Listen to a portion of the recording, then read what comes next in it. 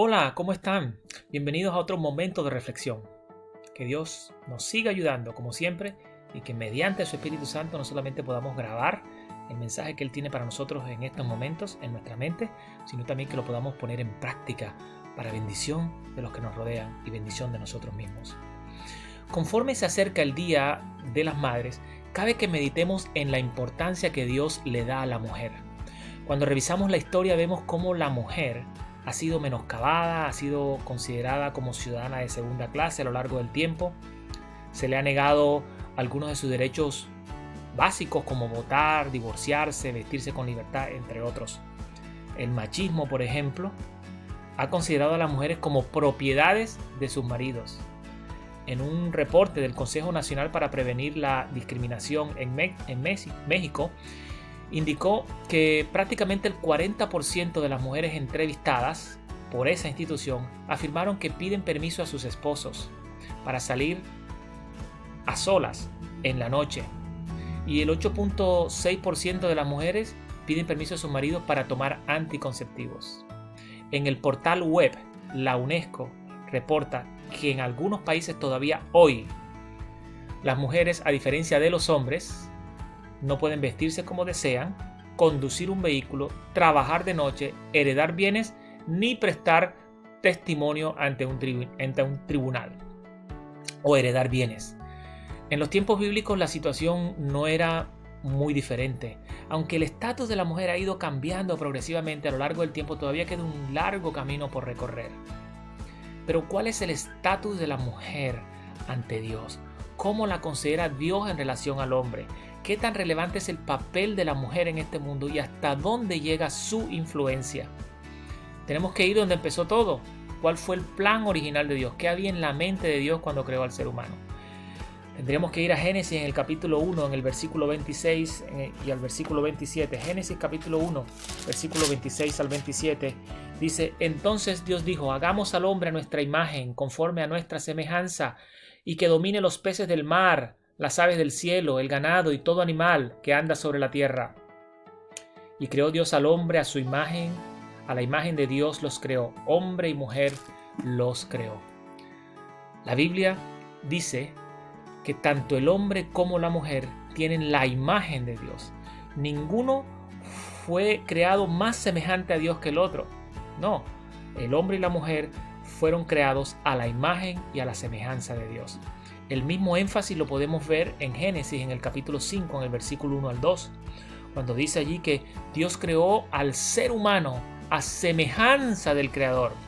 Creó al hombre y a la mujer y luego los bendijo y los llamó seres humanos. Es decir, varón y hembra fueron hechos a la imagen de su Hacedor. ¿Vemos? En Génesis también se describe a la mujer como la ayuda idónea para el hombre, o como alguien que habría de ayudar al hombre, como una ayudante. Muchos han interpretado lo de ayudante como una condición de inferioridad de la mujer en relación al hombre. Pero resulta que la misma palabra que se utiliza para ayuda idónea, que es la palabra en hebreo eser, es la misma palabra que se usa en otros contextos para referirse a Dios como ayudante del ser humano. Por ejemplo, en Éxodo, en el capítulo 18, en el versículo 4, dice: el Dios de mi padre fue mi ayuda. Por lo tanto, si Dios es un ayudador del hombre, no significa esto que Dios es inferior al hombre. También el Espíritu Santo se le llama ayudador, y no significa esto que sea inferior al hombre. Eso lo dice, por ejemplo, en Juan, en el capítulo 14, versículo 16, dice: y os rogaré al Padre, y Él os dará otro consolador, para que esté con vosotros para siempre. La palabra consolador de aquí también se puede traducir como ayudador, y es la misma palabra que se utiliza para referirse a la mujer como ayudante. La mujer entonces habría de ser una colaboradora o una asistente del hombre.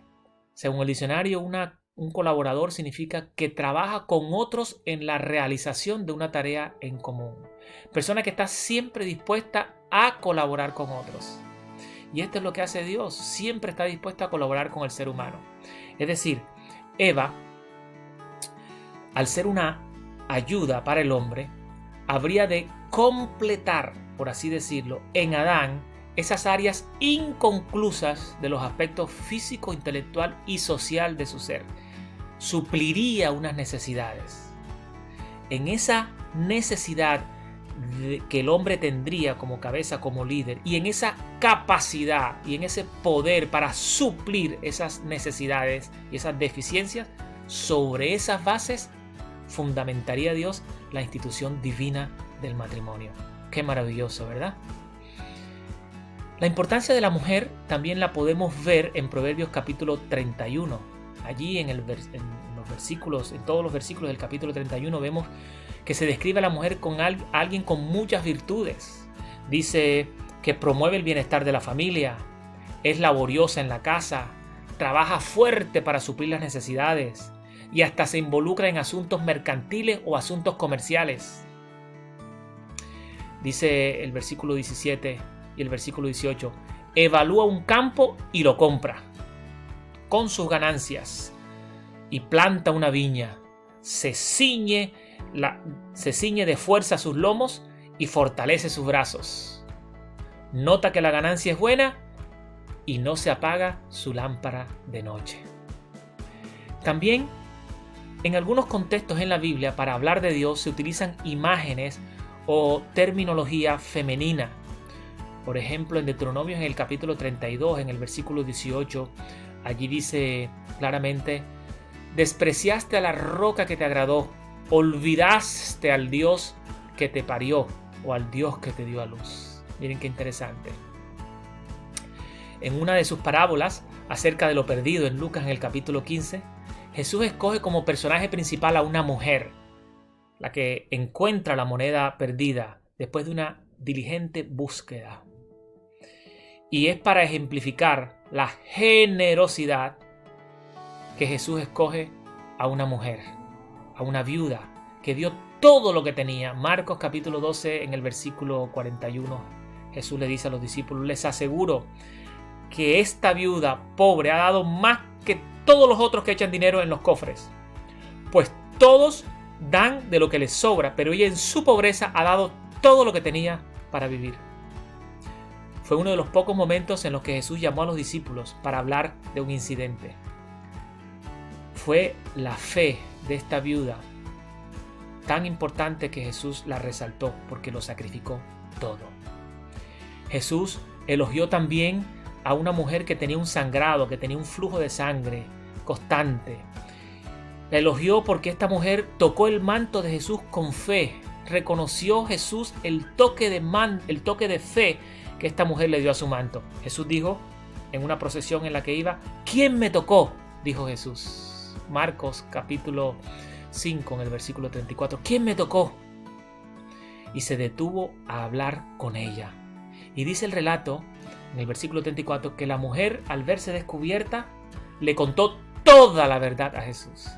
Y toda la verdad implicaba cómo, cuándo, dónde, por qué le vino ese flujo de sangre, cómo se había sentido, todos los hombres que quizás la habían rechazado porque tenía ese flujo de sangre, todos los médicos que había consultado, todo el dinero que había gastado, se lo contó todo a Jesús. Y el hecho de que Jesús se detuviera allí a escuchar todo indica que Jesús le dio importancia a la mujer, a sus necesidades. Le contó todo a Jesús y Jesús la escuchó. Y dice allí en el versículo, al final dice: hija, vete en paz, tu fe te ha salvado. Este título afectivo de hija fue la primera y la última vez que Jesús lo usó en su ministerio. Hija, para referirse a una mujer de esta manera.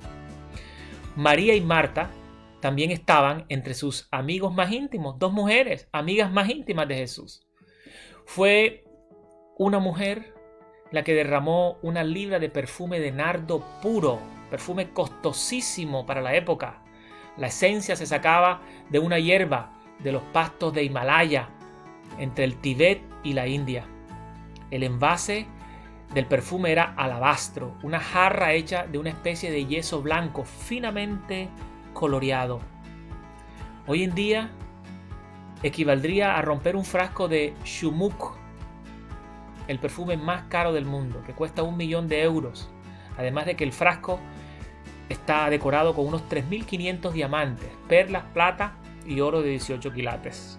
Pues ese era el equivalente, como si la mujer hubiera roto un frasco de shumuk en el día de hoy. La mujer que lo ungió con alabastro será recordada por siempre en cualquier lugar donde se predicara el evangelio. Mateo capítulo 26, versículo 6 al 13. Muy interesante, dice: en verdad os digo que donde quiera que este evangelio se predique en el mundo, será recordado lo que esta mujer hizo. En memoria suya será recordado esto. Donde quiera que se predique el evangelio, el acto de una mujer, donde quiera que se predicara el evangelio, iba a estar ligado a este acto de esta mujer. Jesús trataba a las mujeres como personas, no como objetos, como cosas que él podía sacar provecho de ellas. No hacía eso. Les hacía preguntas, las animaba. María Magdalena, por ejemplo, fue la primera mujer a la que Jesús se le apareció después de la resurrección.